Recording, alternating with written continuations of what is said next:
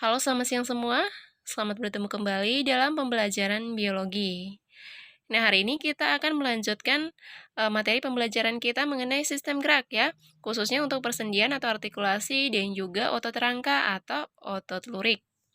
Ya, kita mulai dari materi yang pertama yaitu persendian atau artikulasi. Persendian atau artikulasi merupakan hubungan antara dua tulang atau lebih ya, baik yang dapat digerakkan maupun yang tidak dapat digerakkan. Komponen penunjang persendian. Nah, yang pertama adalah ligamen ya.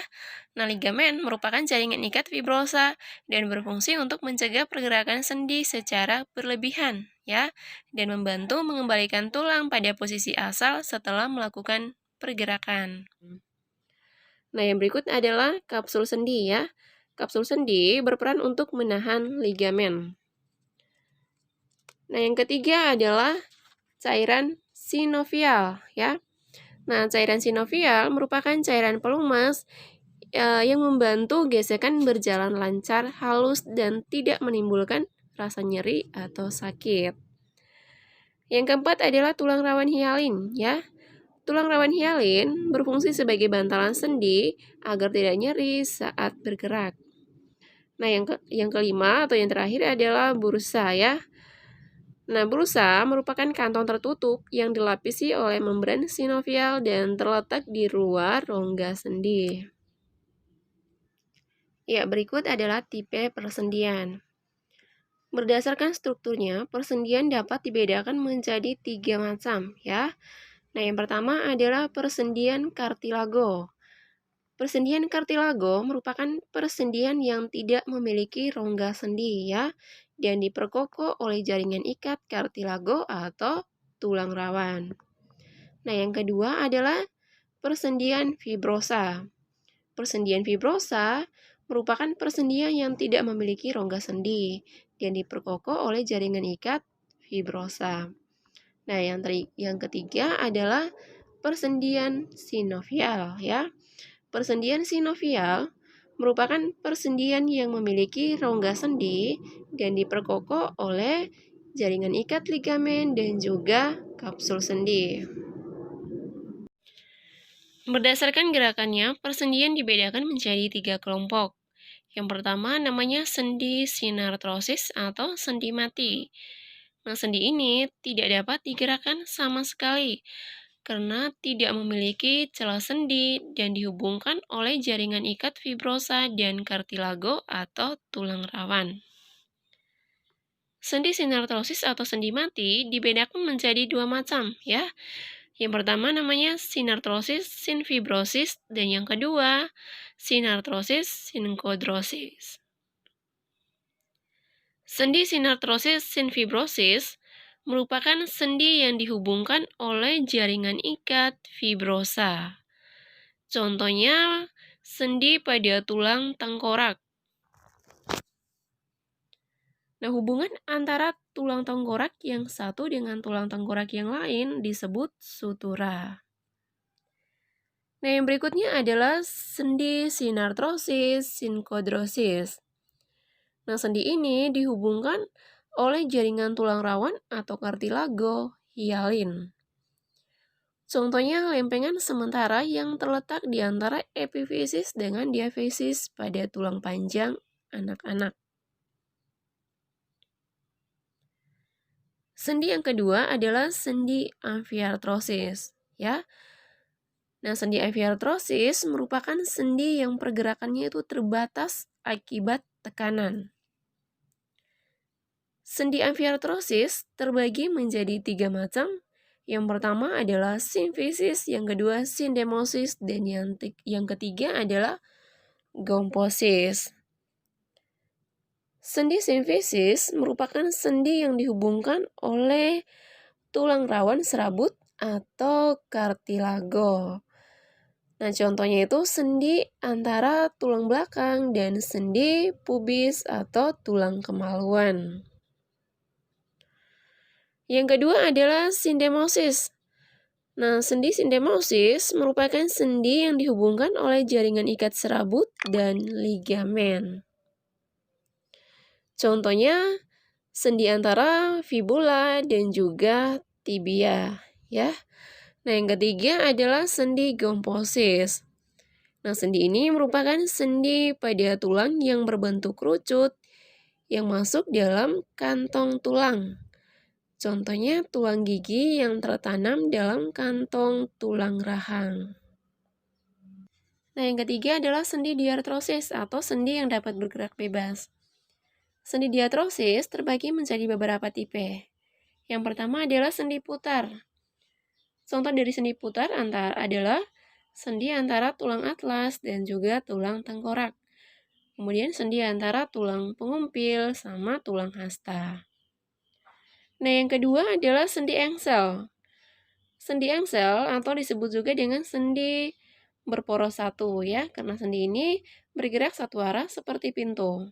Contoh dari sendi engsel yaitu siku, kemudian lutut, dan juga ruas antar jari. Nah, yang berikutnya adalah sendi pelana ya. Sendi pelana atau disebut juga dengan sendi timbal balik. Nah, sendi pelana ini contohnya antara tulang pergelangan tangan atau karpal dengan tulang telapak tangan atau metakarpal. Nah, yang berikutnya adalah sendi peluru. Sendi peluru merupakan sendi yang dapat bergerak bebas ke segala arah. Contoh dari sendi peluru yaitu sendi antara gelang bahu dan juga lengan. Kemudian antara gelang panggul dan juga paha. Nah, yang berikutnya adalah sendi luncur. Sendi luncur atau sendi geser. Nah, sendi luncur atau sendi geser terdapat pada tarsal atau pergelangan kaki, kemudian karpal atau pergelangan tangan, dan juga tulang selangka serta tulang balikat. Nah, yang terakhir adalah sendi kondiloid. Nah, sendi kondiloid ini terdapat di antara tulang pengumpil sama tulang pergelangan tangan. Sifat-sifat otot rangka yang pertama adalah kontraktilitas. Kontraktilitas merupakan kemampuan otot untuk berkontraksi dan juga meregang. Nah, ketika otot berkontraksi, otot akan memendek dan juga menebal. Sedangkan ketika berelaksasi, otot akan kembali meregang dan juga memanjang. Sifat yang kedua adalah eksitabilitas. Eksitabilitas merupakan kemampuan otot untuk merespon dengan kuat ketika ada distimulasi oleh impuls saraf. Nah, yang ketiga adalah ekstensibilitas. Ekstensibilitas merupakan kemampuan otot untuk meregang melebihi panjang otot saat berelaksasi. Nah, yang terakhir adalah elastisitas. Nah, elastisitas merupakan kemampuan otot untuk kembali ke ukuran semula setelah berkontraksi atau meregang. Nah, selanjutnya kita bahas struktur otot rangka atau otot lurik. Area otot rangka terdiri atas tendon dan empal otot. Tendon merupakan tempat melekatnya otot pada tulang. Ya, jadi ini adalah bagian dari tendon. Sedangkan empal otot merupakan area otot bagian tengah yang mengembung dan terdiri dari serabut-serabut otot serta aktif saat otot berkontraksi. Tendon terdiri dari origo dan insersio. Nah, origo merupakan ujung otot yang melekat pada tulang dan tidak bergerak saat otot berkontraksi. Nah, yang berikut adalah insersio ya, insersio. Insersio ini kebalikan dari origo ya. Nah, insersio merupakan ujung otot lain yang bergerak saat otot berkontraksi ya. Jadi ini paling bawah juga merupakan bagian dari insersio. Nah, secara keseluruhan otot rangka atau otot lurik dibungkus oleh selapis jaringan ikat padat yang disebut epimisium. Di dalam epimisium terdapat berkas-berkas otot yang disebut fasikulus otot ya. Nah, fasikulus otot dibungkus oleh selubung tipis yaitu perimisium. Fasikulus otot tersusun dari serat-serat otot ya. Nah, secara individual, serat otot dibungkus oleh jaringan ikat halus, yaitu endomysium. Nah, di bawah endomysium terdapat membran sel otot, yaitu sarkolema, ya. Sel otot berbentuk serabut halus yang disebut miofibril. Ya, jadi ini adalah miofibril. Nah, kalau miofibrilnya diperbesar, maka bentuknya seperti ini. Miofibril terdiri atas protein kontraktil berupa protein filamen yang disebut miofilamen. Nah, miofilamen terbagi menjadi dua jenis, ya.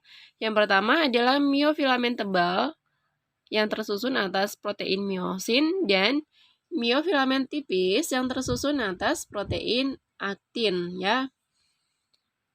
Nah, letak antara miosin dan juga aktin dia berselang-seling, ya.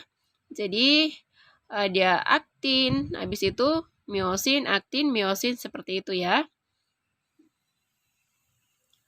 Ada juga protein tambahan, ya, yang terletak di dalam miofibril, yaitu tropomiosin dan juga troponin yang melekat pada aktin, ya.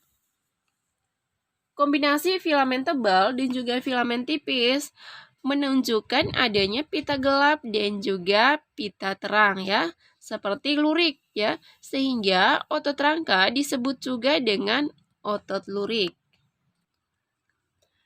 Nah, selanjutnya kita bahas diagram struktur filamen penyusun miofibril atau wilayah sarkomer. Nah, tadi Ibu sudah jelaskan sedikit bahwa letak dari aktin dan juga miosin berselang-seling, ya. Jadi di sini ada aktin, miosin, aktin, miosin, aktin, miosin, dan aktin. Nah, letak antara aktin dan juga miosin berselang-seling seperti ini dinamakan dengan pita A, ya. Jadi mulai dari sini sampai di sini, ini adalah bagian dari pita A, ya, di mana terdapat protein aktin dan juga protein miosin seperti ini, ya. Nah, kalau cuman ada protein aktin itu dinamakan dengan pita E, ya. Nah, kita bisa perhatikan di sini, ya. Di sini hanya terdapat protein aktin, ya. Nah, tidak ada miosin, ya. Ya, jadi di sini dinamakan dengan pita I. Ya, di sini juga hanya terdapat protein aktin, ya, jadi dinamakan dengan pita I. Nah, selanjutnya hanya area yang terdapat protein miosin, ya. Nah, ini ya di bagian sini, ya, di bagian tengah, ya. Kita perhatikan garis-garis putus-putus ini, ya. Ya, jadi di bagian sini adalah bagian yang hanya terdapat protein miosin, ya. Nah, bagian yang hanya terdapat protein miosin dinamakan dengan zona H. Oke? Ada beberapa komponen struktur otot yang berperan dalam kerja otot. Nah, yang pertama adalah miofibril, ya. Miofibril berbentuk silindris memanjang sepanjang otot lurik dan mengandung filamen aktin dan miosin. Yang kedua adalah sarkomer, ya. Nah, sarkomer merupakan unit struktural dan fungsional terkecil dari kontraksi otot pada miofibril. Sarkomer terbagi menjadi 3 macam, ya. Ada pita H, pita I, dan juga pita A. Nah, yang ketiga adalah protein aktin. Protein aktin merupakan filamen kontraktil yang tipis serta memiliki sisi aktif dan situs pengikat. Yang keempat adalah protein miosin. Protein miosin merupakan protein filamen yang lebih tebal, ya, dan memiliki penonjolan yang dikenal dengan kepala miosin. Yang kelima adalah tropomiosin. Tropomiosin merupakan protein aktin yang mengikat dan mengatur kontraksi otot. Nah, yang terakhir adalah troponin, ya. Troponin merupakan protein kompleks yang melekat pada tropomiosin, ya. Jadi itu adalah beberapa komponen struktur otot yang berperan dalam mekanisme kerja otot. Sumber energi untuk kerja otot yang pertama adalah ATP, ya. adenosin trifosfat. Adenosin trifosfat diuraikan menjadi ADP, adenosin difosfat plus energi. Ya. Selanjutnya ADP diuraikan menjadi AMP atau adenosin monofosfat plus energi ya. Nah, persamaan reaksinya seperti ini ya. Sumber energi untuk kerja otot yang kedua adalah kreatin fosfat. Ya. Kreatin fosfat terurai menjadi kreatin, fosfat, dan juga energi. Nah, pemecahan ATP dan kreatin fosfat berfungsi untuk menghasilkan energi pada saat kontraksi otot ya. Nah, proses tersebut tidak memerlukan oksigen ya, sehingga fase kontraksi disebut fase anaerob ya. Nah, fase anaerob menghasilkan 2 ATP ya, hanya 2 ATP ya. Sedangkan fase aerob menghasilkan 36 ATP ya. Jadi fase aerobnya itu jauh lebih banyak dibandingkan dengan fase anaerob. Sumber energi yang ketiga adalah glikogen ya. Glikogen atau gula otot dilarutkan menjadi laktasinogen ya. Laktasinogen diubah menjadi glukosa dan juga asam laktat. Glukosa plus O2 atau oksigen diubah menjadi CO2 ya. CO2 atau karbon dioksida plus H2O dan juga energi ya. Nah, persamaan reaksinya seperti ini. Ya, selanjutnya kita bahas mekanisme kerja otot. Mekanisme kerja otot ada 2 macam, ada kontraksi dan juga relaksasi. Kontraksi dapat kita lihat ketika otot menebal dan juga memendek, sedangkan relaksasi ketika otot kembali memanjang ya. Nah, kontraksi otot dimulai ketika impuls saraf atau rangsangan tiba di neuron muskular Janssen ya. Jadi ini yang bagian kuning adalah neuron muskular Janssen. Nah, ketika impuls saraf atau rangsangan tiba di neuron muskular Janssen, maka akan menyebabkan pembebasan asetilkolin ya. Akan menyebabkan pembebasan asetilkolin. Nah, kehadiran asetilkolin ini akan memicu depolarisasi ya. Depolarisasi yaitu perubahan ion di dalam sel yang tadinya negatif menjadi positif ya. Sehingga akan menyebabkan pembebasan ion kalsium dari retikulum sarkoplasma. Ion kalsium atau ion Ca2+ akan menuju ke tubulus T atau tubulus transfer. Ya. Nah, selanjutnya ion Ca2+ atau ion kalsium berikatan dengan troponin ya, sehingga menyebabkan terjadinya perubahan struktur pada troponin. Nah, perubahan struktur pada troponin menyebabkan terbukanya sisi aktif tropomiosin ya. Hal tersebut membuat kepala miosin mampu berikatan dengan filamen aktin. Ya. Jadi troponin yang berwarna ungu ini ya. Sedangkan tropomiosin yang berbentuk seperti tali dan aktin yang berwarna kuning, sedangkan miosin yang paling bawah ini. Nah, miosin ini semula terhalang oleh tropomiosin ya. Miosin terdapat ATP ya, yang nantinya akan diuraikan menjadi energi. Nah, dengan adanya ATP tersebut, miosin mampu menarik aktin ya, mampu menarik aktin menuju ke zona H ya, sehingga terjadi pemendekan otot. Nah, hal tersebut disebut dengan kontraksi otot ya. Kontraksi otot berlangsung ketika masih terdapat ion kalsium atau Ca2+ dan juga ATP ya. Namun ketika tidak terdapat ATP maupun ion kalsium, maka kontraksi otot akan berhenti. Dan ion kalsium akan kembali ke retikulum sarkoplasma. Begitupun juga dengan troponin akan kembali ke kondisi semula menutupi daerah tropomiosin sehingga menyebabkan otot berelaksasi. Nah, selanjutnya kita bahas sifat kerja otot.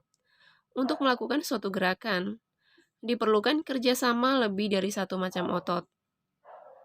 Otot-otot tersebut ada yang bekerja saling mendukung, ada pula yang bekerja saling berlawanan. Nah, berdasarkan sifat kerjanya, otot dibedakan menjadi dua jenis.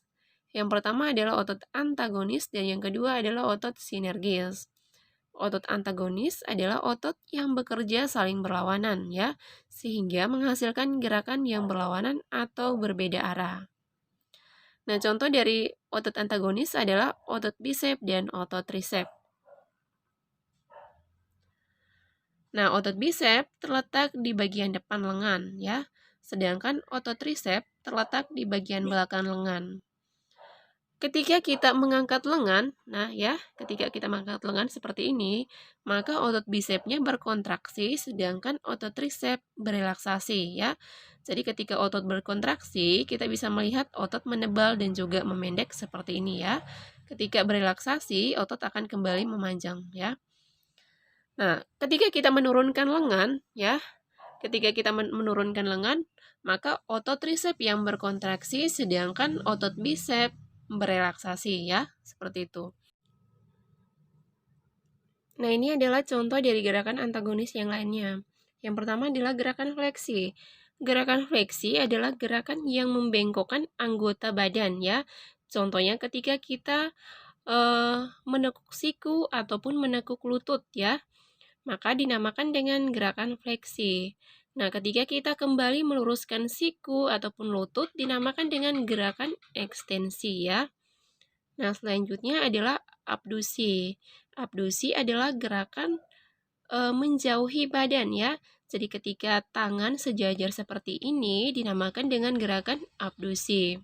Nah, selanjutnya adalah gerakan aduksi ya. Gerakan aduksi adalah gerakan yang mendekati badan ya. Jadi tangan yang tadinya sejajar akan kembali turun ke bawah ya, atau lurus ke bawah ya. Itu namakan dengan gerakan aduksi ya, gerakan yang mendekati badan atau sumbu tubuh. Nah, berikutnya adalah gerakan supinasi dan pronasi. Gerakan supinasi adalah gerakan telapak tangan menengadah ya, sedangkan gerakan pronasi adalah gerakan telapak tangan menelungkup ya. Jadi ini adalah gerakan pronasi dan yang ini adalah gerakan supinasi. Nah, selanjutnya adalah gerakan elevasi dan depresi ya.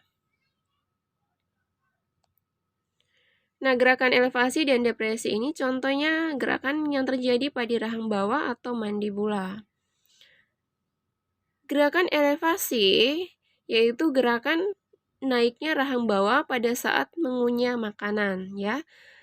Sedangkan gerakan depresi yaitu gerakan turunnya rahang bawah pada saat mengunyah makanan ya.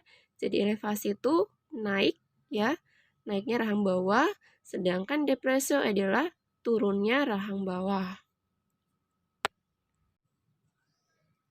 Nah, ini juga adalah contoh dari gerakan antagonis.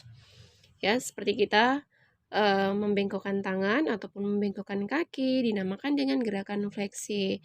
Nah, ketika kita kembali meluruskan kaki ataupun meluruskan tangan dinamakan dengan gerakan ekstensi ya.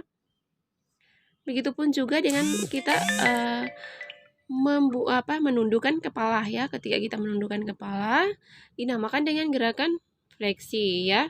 Ketika kita kembali meluruskan kepala dinamakan dengan gerakan ekstensi ya. Jadi inti dari gerakan fleksi yaitu meluruskan anggota tubuh, sedangkan fleksi adalah membengkokkan anggota tubuh ya. Nah, seperti ini juga adalah gerakan ekstensi sama fleksi. Yang berikutnya adalah gerakan abdusi sama aduksi. Gerakan abduksi adalah gerakan yang menjauhi sumbu tubuh, sedangkan aduksi adalah gerakan yang mendekati sumbu tubuh. Nah, yang berikutnya adalah gerakan rotasi. Gerakan rotasi adalah gerakan kepala ke kiri dan juga ke kanan. Nah, berikutnya adalah gerakan supinasi dan pronasi. Ya, kita sudah bahas yaitu gerakan telapak tangan, menengadah dan juga menelungkup. Yang berikutnya adalah elevasi dan depresi ya, sudah kita bahas juga. Dan yang terakhir adalah inversi sama eversi. Nah, gerakan inversi adalah gerakan memutar kaki ke arah dalam tubuh ya, sehingga sisi media telapak kaki terangkat. Nah, gerakan inversi adalah kombinasi dari gerak supinasi dan aduksi. Nah, yang berikut adalah gerakan eversi. Gerakan eversi adalah gerakan memutar kaki ke arah luar tubuh ya, sehingga sisi lateral telapak kaki terangkat. Nah, gerakan eversi adalah kombinasi dari gerakan pronasi dan juga abduksi ya. Yang berikut adalah gerakan sinergis ya. Gerakan sinergis atau otot sinergis adalah otot yang saling mendukung kerja satu sama lain sehingga menghasilkan gerakan yang satu arah. Nah, contohnya itu adalah gerakan yang dihasilkan oleh otot-otot punggung, kemudian gerak antar otot tulang rusuk ketika menarik nafas, dan yang berikutnya adalah gerak telapak tangan, menengadah atau menelungkup. Oke adik-adik, sekian materi kita hari ini. Nanti minggu depan kita lanjut materi terakhir kita yaitu sistem sirkulasi.